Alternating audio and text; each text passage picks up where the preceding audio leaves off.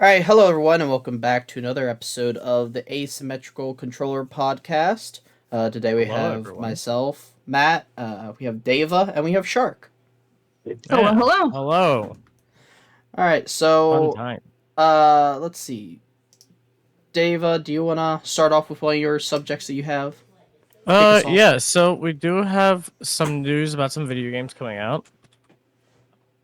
All right, what we got? Mostly just new games that are coming out. They're kind of like under. There's one called The Seventh Guest. It's getting a remake for VR. So it's basically a puzzle game.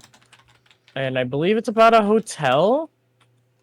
And basically, like, it's this, like, murder mystery kind of thing. And yeah, so it's having a remake. It's a VR game, so that's pretty cool. And then other games that are also happening is a game called Underwater Horror. Well, it's an underwater horror game. It's called Stasis Bone Totem, which is already out actually. It's kind of like, I guess you could say like Fallout, Mm-hmm. something like that. But yeah, which is pretty cool. It has a lot of puddles and like interactions with certain things like computers and all that. Okay, is And it then, mhm. So is the Stasis Bone Tome? That's like the top-down game. I think I'm seeing. Yeah. Okay. Yeah, it seems very much, at least from the screenshots I'm seeing, to be a very like spiritual successor to the first few entries in the Fallout series. Mhm. And then there's another game that's coming out called Stay Out of the House, which is it's coming to PC at least. Well, it was already released on PC, but now it's coming out on consoles. Like the mobile game, like Grandma or whatever it was called. Granny. A lot Oh of people yes, I played it. think I've So heard of it's that. like the same kind of style. It looks like the same kind of graphics, I would say. Mm-hmm. And basically it's a serial killer victim simulator. So, but it has like PS1 graphics, which is kind of cool. Yeah, actually looks like neat art style. Yeah, and then there is the Killer Frequency, which is a comedy slasher, but it looks like it's like you make the own story. I don't know too much about this one, Oh, I but it looks like have. you work at a radio station. Yeah, so I've seen quite a bit on this one. Yeah, so this is where it's a you have to kind of like take a leap of faith with it, but Mhm. so essentially the game is yeah, so you operate a late night radio talk show, Mhm. and the sheriff of the town is dead, and there's his killer is like stalking the town, and so people call into your station to ask for help, Huh. and you have to try to like solve puzzles within the station to give those callers clues, something to that effect. Um, but yeah, I've heard a lot of good things about it. I think it started getting reviews, and the reviews seem to be quite nice for it. Okay. But yeah. But that was most of what I was looking into was other new games or games that are already kind of out but doesn't have much coverage. Mm-hmm. And then I did want to talk about Outlast Trials as well because I actually was able to get into it more over Hey, the there you go. weekend. Yeah, let's hop right into And yeah, that. So what are so your thoughts that you have for right now? so I did finish up Program 1 in the hard mode. It sucked. It hurts. I always end up getting like bullied by the enemies. Like I just get the shit beaten out of me. Yeah, they And had they're it like, for you. we're around other teammates. They still come for me, and I'm like, what is this vendetta? Yeah, the Outlast Trials. It's. I will say it's not the game that I thought it would be. It is very similar to Mhm. closed beta, but the thoughts I had before the closed beta, it's not the game I thought it would be overall. Cause I know Yeah. when the initial trailers came out, my thoughts were okay. This is gonna be sort of DBD, but there's going to be one person, the person who's the killer, instead of it being like a preset killer, you're going to be able to customize your um monstrosity, however you'd like him or her to look, and go from there. But what they've done now, I kind of enjoy it. I've heard some people complain that all the enemies are AI, that it takes the fun or the rage out of it a little bit. Honestly, I think it keeps it less toxic to be there. Yeah, like I definitely enjoy it being less toxic because it's like everyone's pretty casual on there. Yeah. Oh, and the thing that I truly love just about the whole experience is with the sleep rooms, with the arm wrestling and the decoration. Oh yeah, brilliant. I love the arm wrestling. It's just addicting for some reason. I don't know why. Yeah, like I'm honestly considering just staying in the sleep room for like a few hours and just sitting at a table waiting for someone to challenge me. Oh my god. You're gonna be that guy. Yeah, just gonna be that guy. Come get me. And then flex on Belfried. Yeah. You gotta get your winning streak up there at least. Be known for the arm wrestling guy on all the servers. Well, I mean, me and Matt, we had a tie. Yeah, I didn't even know it was possible. That. Yeah, like yeah. And I think that arm wrestling match probably took about a minute or minute and a half of us just trying our best to defeat each other. Yeah, just ended up. Aren't they like little skill checks, basically? Basically, yeah. Yeah, it seems very reminiscent to the skill checks in DBD with like it being a circle design. But then the thing that makes it more interesting is that every loop goes faster and faster and faster. Yeah. I like how it gets faster because then I'm able to get into a rhythm. But then when it slows down again. Yeah. When it slows down, it catches you off guard. Yeah, it's quite terrible when that happens. Chris, that reminds me, I don't think there's any other part of the game that uses that mechanic. Yeah. It's just the arm wrestling. Which is like, why not? Yeah. Yeah, but it's just it's so weird. But yeah, and I forget, Shark, you still have to have you played any of it yet? What, the Outlast? Outlast Trials, yeah. I played with you. That's all I got so far. Yeah, so what are your thoughts? Like those two games we played. Yeah. I want to play more before I can form an opinion. Because I was still in the stage of I don't really know what I'm doing, so I'm running around and doing what I can. Fair. Yeah. And I kept getting bullied by all the enemies too. Yeah. And those two people DC'd on us before we actually played the second match. So it was kind of just me and you, and I can't form an opinion with that yet. Yeah. Okay. Yeah, that was brutal. Because did we survive that trial? I think we did. I got like a D rating. Okay. A really bad rating. We finished it. It was really rough, but we finished it. Yeah. Because I want to do it solo sometime. I think it took us like an hour to do. Yeah, it took us close to an hour. Yeah, that's right. David, you reminded me. It's like I have a weird idea where I'm like, okay, what would happen if, like, you just try to throw yourself into like the hardest trial with no rig, no add-ons. It's naked. Yeah, I feel like it would, baby. Yeah, I feel like it'd end terribly, like within like 15 minutes. You should try it. Yeah. Do it. I mean, I already have like, what is it? I think I've already died like 12 times in the game and failed 2 trials. So. Yeah, I feel like that. Yeah. But yeah. We need to play more this weekend. We do. Yeah. Or today, tomorrow. It is the weekend. I'll be down tomorrow. Yeah. Yeah, I can work tonight and tomorrow. But yeah, I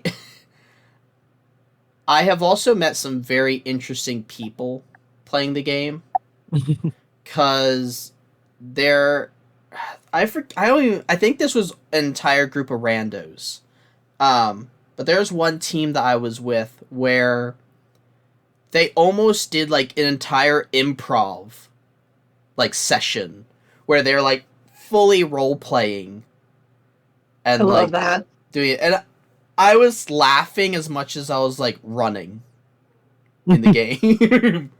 So Fucking psycho. See, that makes the games like that a little bit better. I just find in it my funny that opinion. you have to roleplay. Is it not just normal mentality? Seems normal to me. I mean, I am in the 1960s. I am here. Yes. Where's my wife? I gotta go teach her a lesson. That's a joke, by the way, everyone. You know. Well, I will say there was one friend who, and I don't know why he's like this, but he just is. I have a friend who does not like horror games at all.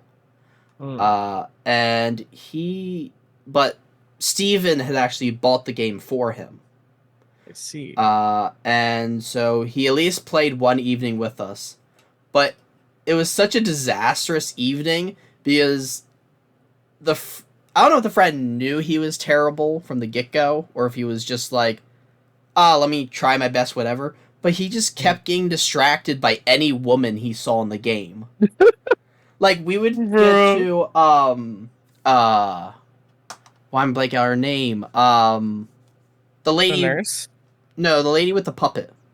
Oh, yeah, I know who you're talking about. I forget her name. Though. Mother Gooseberry, that's who it is. There you go.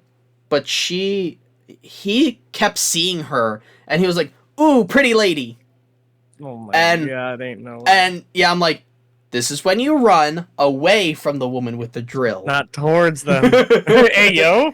And he's like, but I want to hold her. It's like, no, stop. No. Enough. No horny. No horny. I mean, I think that's justified. Yeah. Oh, I see. Yes, of course. Oh, that's... I mean, this is coming from the person that always runs towards the killer in DVD that I know has a Mori. That's true. Fair. Chris, that reminds me, I don't think you guys have seen this animation, but one of the hallucinations that you have in the transition to one of the trials, you see a mannequin that's dressed up as a nun with its legs like spread wide open in a V shape. Oh, yeah. And Mother Oh, yeah. Gooseberry just drills right in the private area. I'm like, That reminds wow. me of that gory movie with Art the Clown, Terrifier. In that one scene. Don't look it up. I But have heard of that series of films, because Do there's not two of look it them up. now, right? Yeah, I believe there's two. There's actually another kind of one. I was in a mood trying to watch those. And there's actually another movie before the second one, but I forgot the name of it. But there's more than one with him in it. Okay, yeah, I Don't only watch it if you're not into gore. Yeah, I only became aware of the series when I think the second one was in theaters, and there were reports coming out that people were throwing up in the theater when they saw I it. can see it with how this, because I was expecting it to be kind of gory, but with how graphic it was, I don't want to get into it on here, but I was not expecting it. It kind of made me a little oozy. Yeah. And I'm not normally one to be kind of turned off by that, but I'm not going to get into that, but that's just the way you described that reminded me of that one scene. Mm-hmm. Oh. Yeah, it makes sense, because, like, that's the thing. For me personally, what makes a good horror movie isn't necessarily the amount of gore they have in it, but more... Agreed. How realistic it could be. Because, like, I'm more terrified of, like...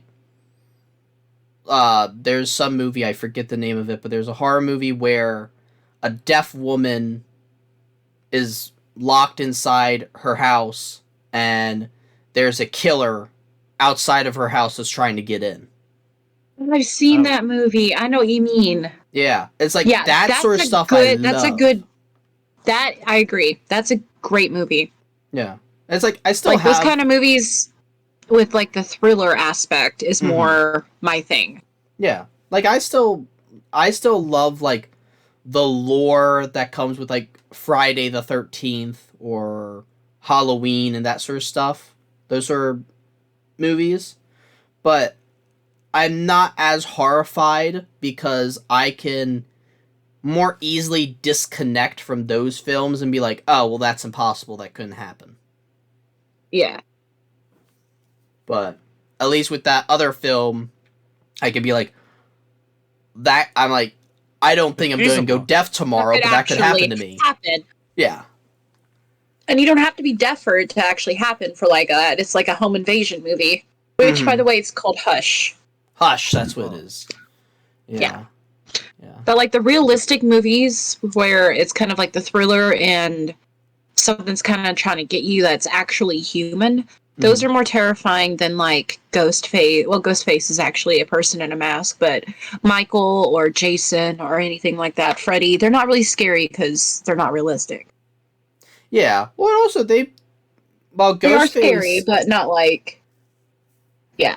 Yeah. But it's like, Ghostface is a unique one because it seems like he's always a person. Like, he's always a person, and it's always like for the most part, tends to be a different person wearing the mask in every movie. But... Yeah. So it gives it somewhat of a realistic sort of sense of, like, copycats and that sort of thing. But at the same time, there are definitely some scenes they have in those films where it's like, there's no way any person could survive this instance, and yet whoever's wearing the mask does. Yeah. Yeah. Because I think in the most recent... The most recent one does that.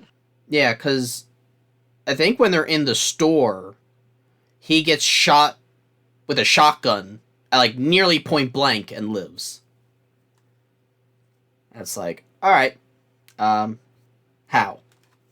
It's just like, he's just a person in a mask and a costume. He's not immortal. He's not an entity, kind of like Michael is, where he can get shot and wake up. Yeah, like... So, some instances in the Ghostface series is kind of like, how did he do that?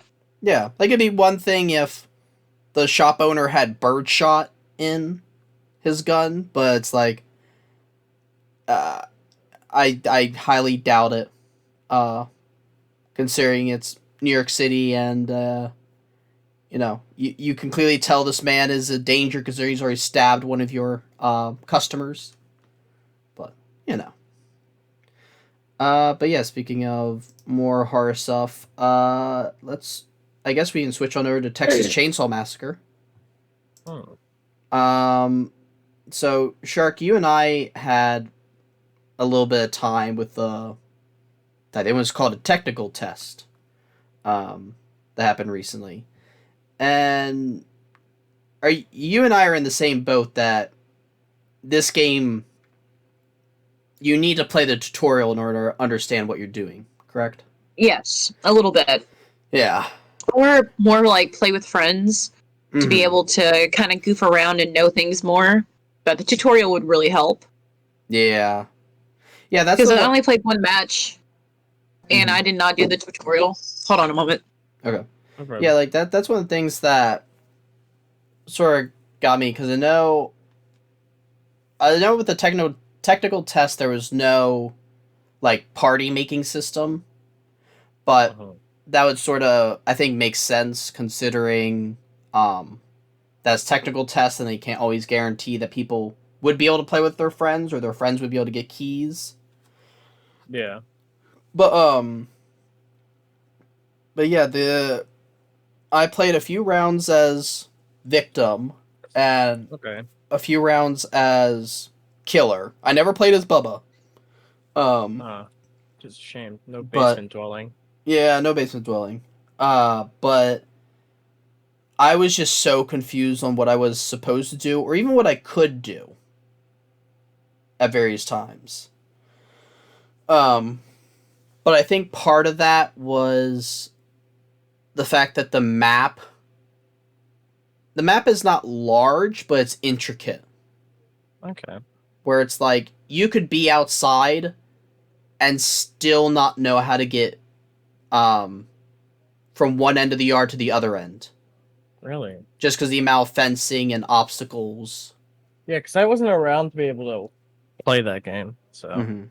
Yeah, and I will say the one thing that was confusing to me that kept happening in every match I would get into, and it didn't matter whether it was on the victim team or on the killer team, but both sides, as soon as there were 6 players in the match, the 7th player would take forever to find.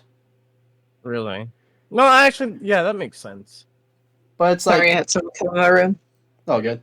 But it's like whenever, for me, there are multiple times where a 7th person would join the match, and the countdown would like going like, okay, 30 seconds till match starts, and then the person would leave. And that just happened so often, and I'm like... Yeah, I feel like matchmaking would be hard with that many people. Yeah. Are we still talking about Texas Chainsaw? Yeah. Yeah.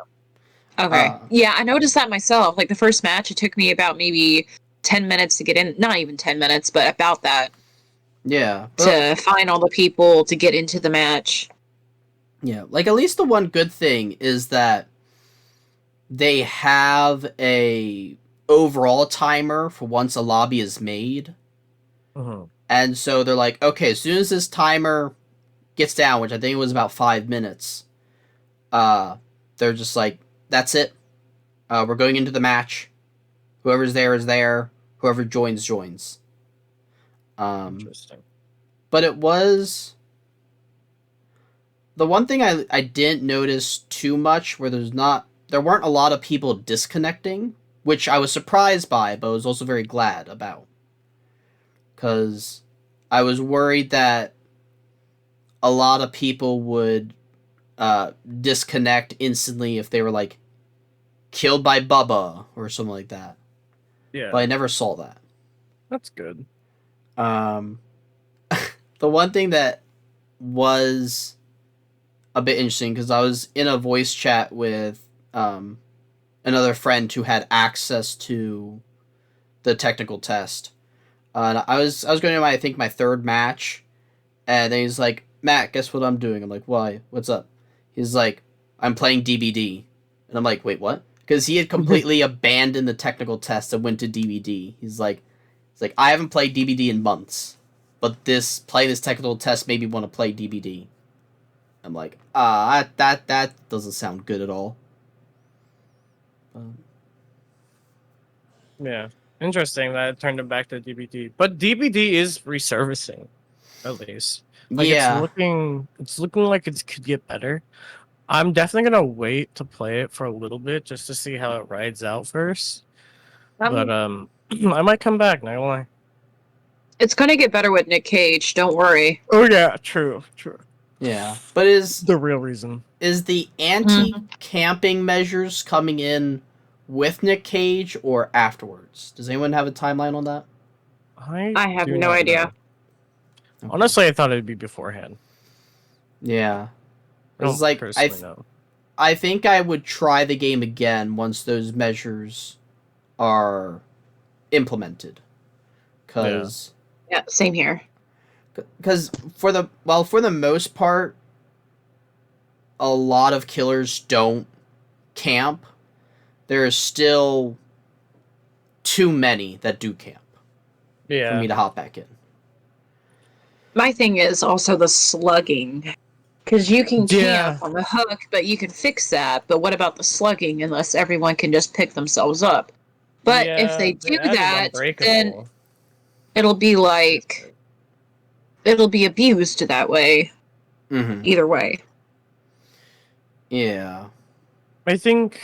I don't know. Because they do have the anti-slugging thing in, I believe. Because they made Unbreakable base kit, correct? I think Not that I'm aware. Or I think that's one of the changes that's coming. I played it the other night. Oh, yeah, it's gonna be coming. No, it's not. I played it the other night and he got slugged. Oh. So it's not there yet. Okay. Well, I knew they were talking about. Yeah, I think that's one. Yeah, I think that's one of the things they've been talking about for a while. Yeah, because like a year or so. September.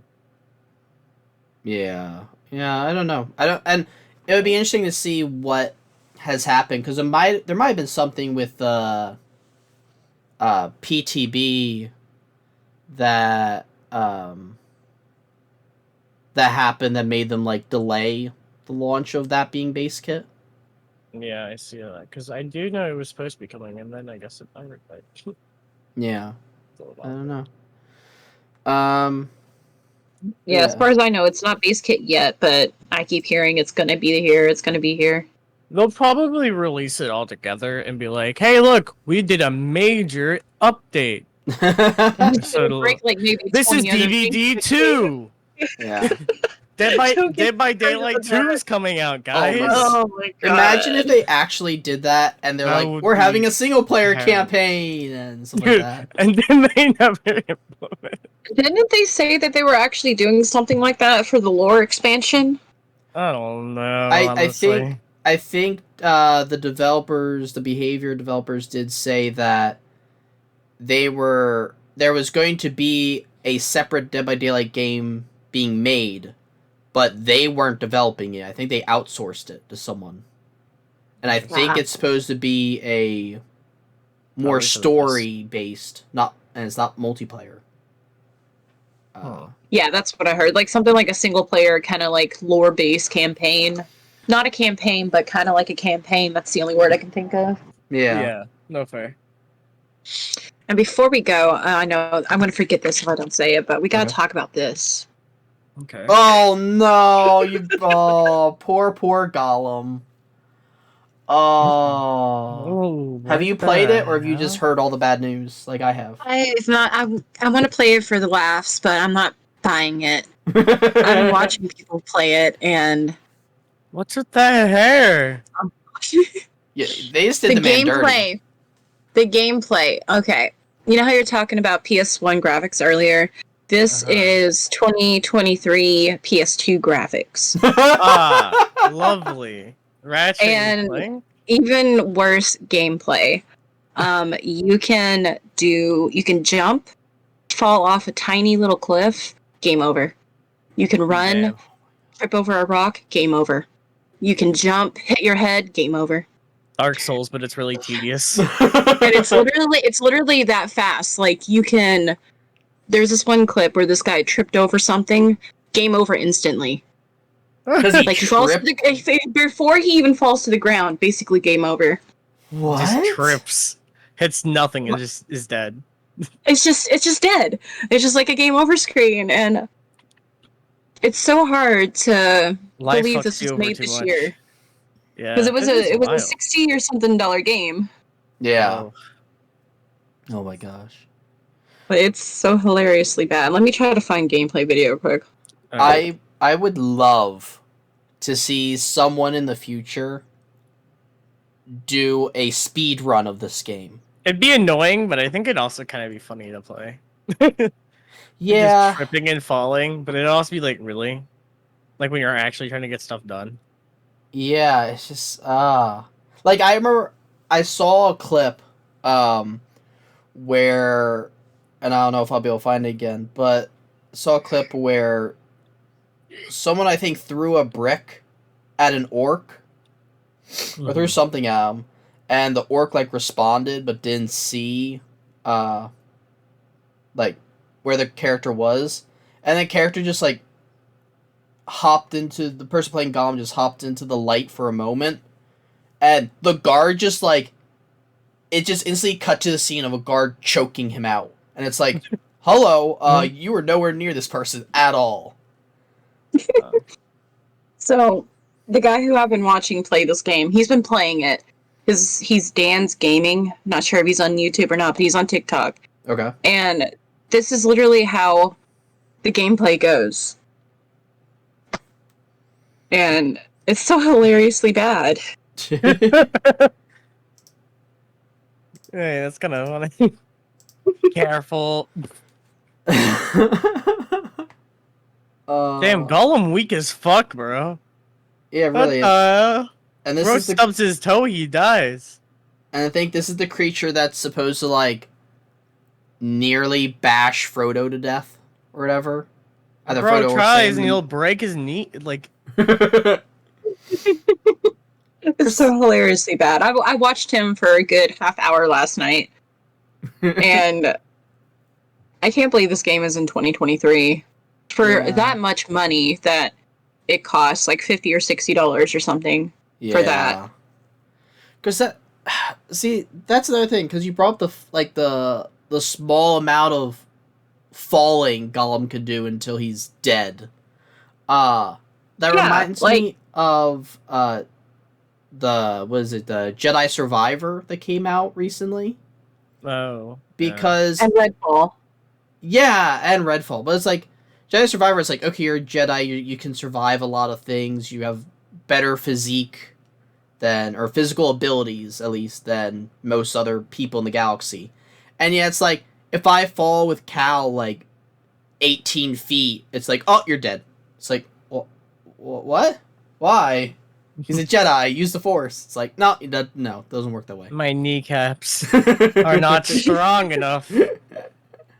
Yeah, but it's such a shame that this game has turned out this way, because like I had no confidence in this game from the beginning, because as soon as they showed promotional art, I was like, this is not going to go over well.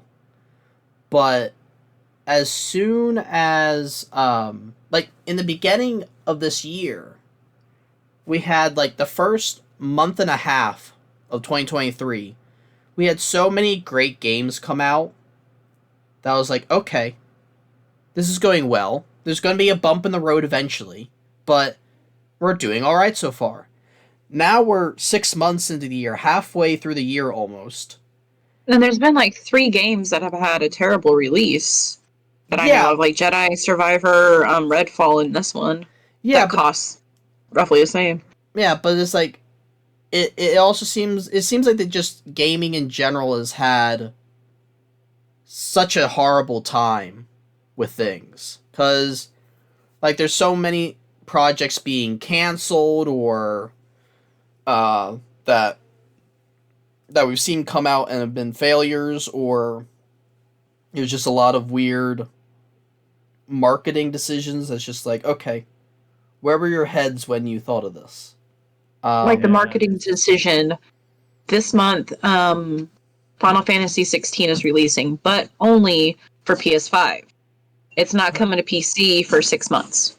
I heard about that. What was the deal with that? I heard that there was something upsetting people about 16, but I didn't know what it was. I think that might be it, but I'm not sure what else. I've tried to not pay attention because I want to go into the game with a clean slate. No spoilers, whatever. Mm-hmm. But it's going to be hard since I don't have a PS5, and I have to wait about 6 months for it to come to PC.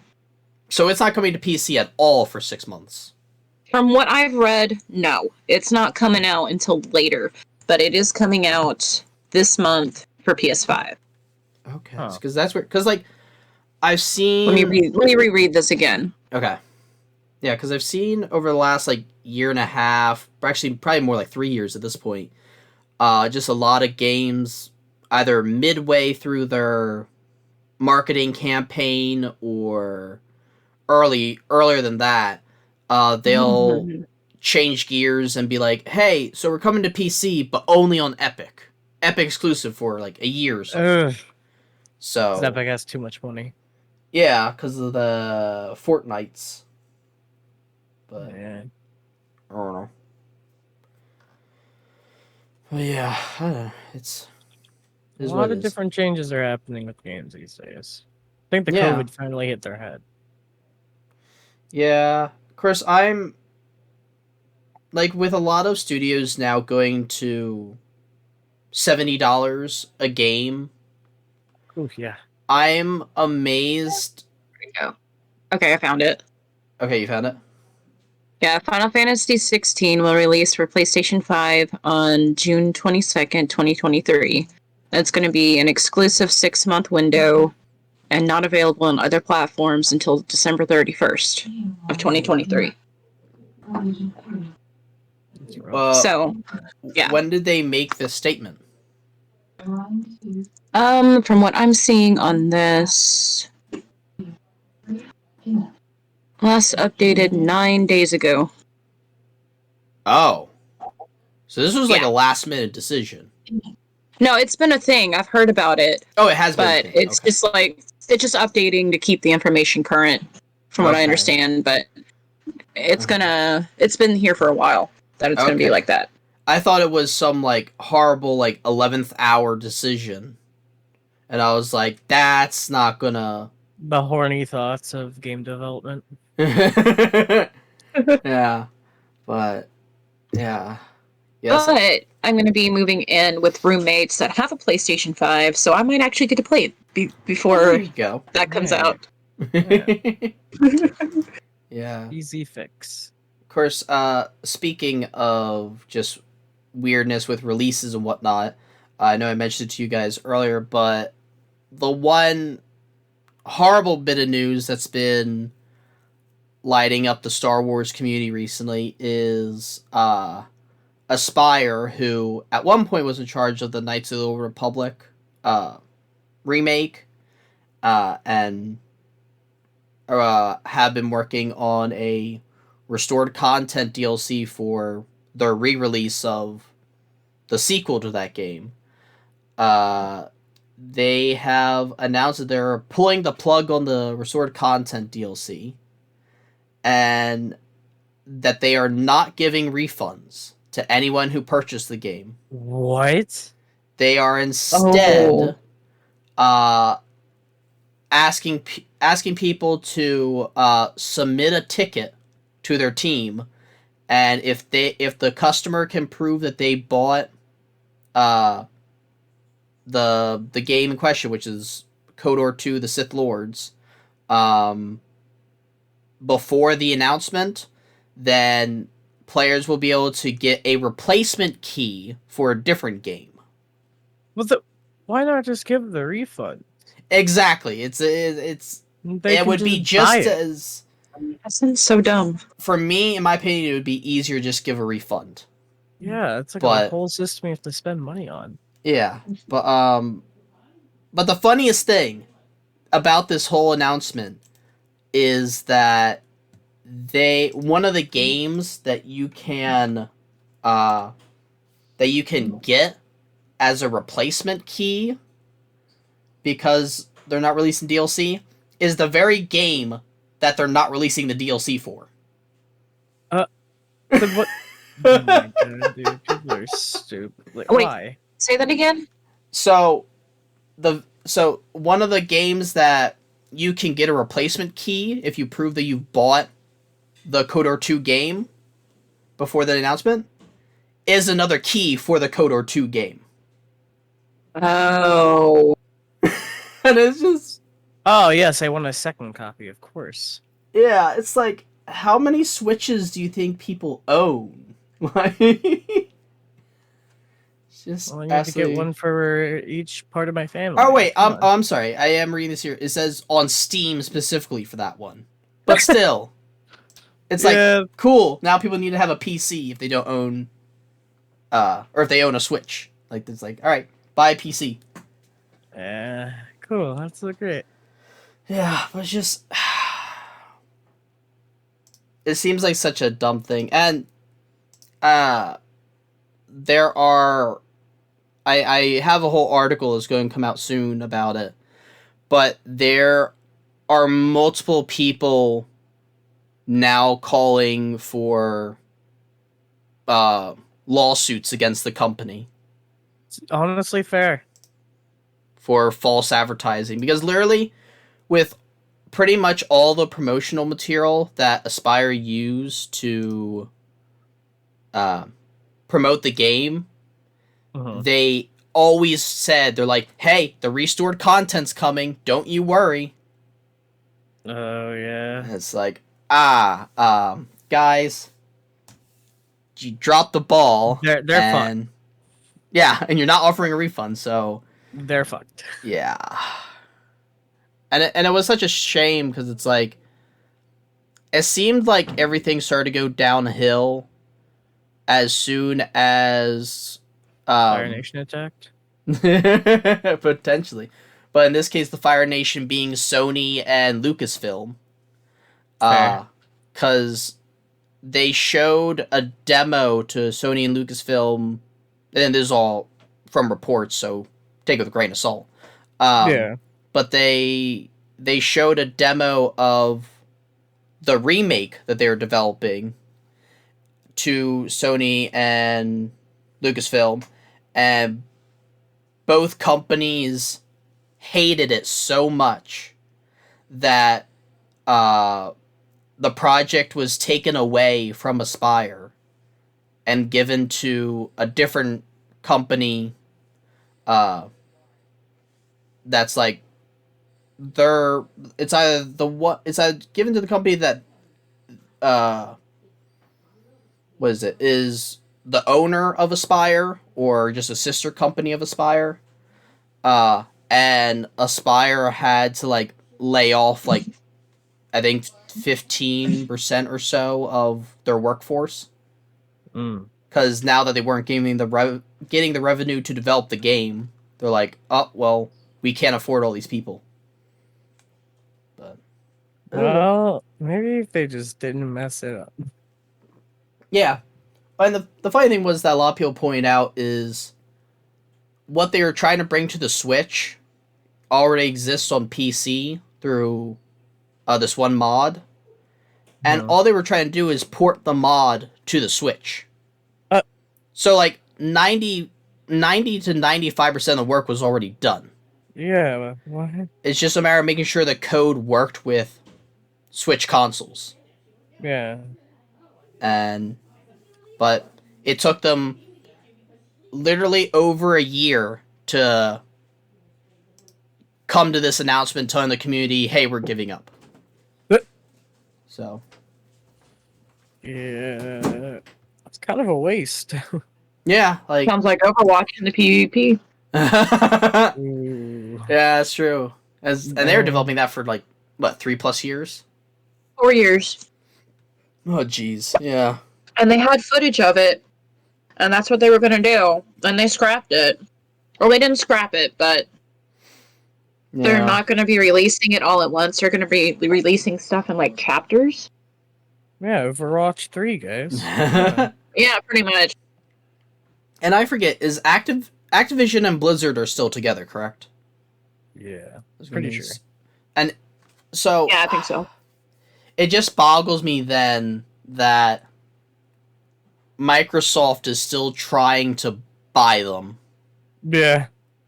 Because it's like, okay, Microsoft desperately needs a win for their Xbox console and Xbox Game Pass, because Redfall did not come through, and Starfield is like their only hope right now, and even that's iffy. Listen, man, I'm just saying, where's my Skyrim 6? Yeah. Because of this, because of Starfield. I mean, come on. Yeah, but it's like, I don't think Microsoft buying Activision Blizzard will save their console line in any way. Maybe Game Pass, but not their console line. But I don't know. Yeah. All right. What they should do is kind of come out with their own portable system, or do they have that already? Microsoft? Yeah, because I know this was years and years ago, like a decade ago, but PlayStation had the PSP. True. Yeah. Like, do they have a handheld kind of system? The thing is, 'Cause there's that might already actually be good. Steam Decks, and there's like That's true. Switch. Okay, so Xbox / Microsoft have the Logitech G Cloud gaming handheld. Huh. Sounds like something I never heard before. Well, yeah, I think I may have seen this like once, but that's it. But yeah, it looks like it's essentially Xbox's attempt to get their cloud gaming fully going. Yeah. But yeah, Like, if they had a handheld where you can connect it through offline or online mode, but if you can connect it to like an online mode when you're out, it's literally like you're playing the Xbox in your hand. Yeah. Yeah. Like if it was something like that, I would definitely buy it, because I like Xbox, but I don't want to set my system up all the time. Yeah, and I would think that maybe this handheld is that sort of product if it wasn't the fact that it's a cloud device. So Yeah. that seems to be one of those like always online sort of situations. But I could be wrong. But I do know that PlayStation is also getting back into handhelds. But they're getting back into handhelds in the wrong way, at least in my opinion. Because they are releasing their own product, but it requires you to be in proximity of your PlayStation 5 to use it. Then what would be the point? What is the point? Yeah, exactly. It's like, okay, well, you my want to be PS5's lazy? in the living room and I can do it while I'm at my bed. Yeah. I'm like, okay. That's so stupid. But at that point, I'd have to just be rich for that kind of efficiency. Yeah. See, that's why I like the PSP. Like, I played the shit out of that. And there was some exclusive games to that system that you couldn't get on a regular PlayStation, like Kingdom Hearts, Birth by Sleep. Also, there wouldn't be any point, because then you would have to own a PS5. Yeah. That's why, like, they should do something completely separate, where you don't have to do that shit. It's just a handheld that you can access your stuff without having to have the stuff. Yeah. Yeah, let me see how much this costs. Probably too much. Probably. I'll say about 500. 500. Oh wait, that's the PSVR 2. Hold on. I thought it just said 550, and I'm like, good. Imagine. My. Okay, so far it's unknown, according to GameSpot. It's gonna be like 400, 500. Then we'll go down to like $499. Yeah, $499. That would work. Yeah. To make it sound That cheaper point- than it is. At that point, I would just buy a PS5 Or a Steam Deck, even. or just a Steam Deck. Yeah, Yeah. I'd buy a PS5 just for some exclusive games. That's about it.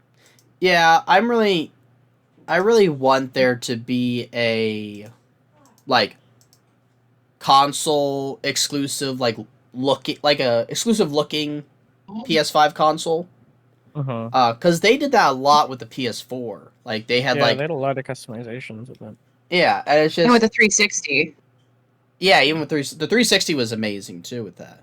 But it's like, they haven't done any of that this cycle. Now, I think a lot of that was because they had supply chain issues, so just getting PS5s on the shelf was a problem. But it would be nice now that those supply chain issues seem to be resolved. It'd be nice if they could, throw a bone and do something interesting every once in a while. I'm mad that the PS5 came out on my birthday and no one bought it for me. Yeah, big rip. Well, I guess you always have the PS6, and hopefully it will land on your birthday as well. Yeah. Yeah. All right, so See we that will. in 10 years. Yeah. Yeah, I'm good too. We'll wrap it up pretty for much. All right. Well, that is all for this episode. Thank you guys very much for listening to us ramble, and we will see you guys in the next episode. Adios. Bye bye. Bye-bye.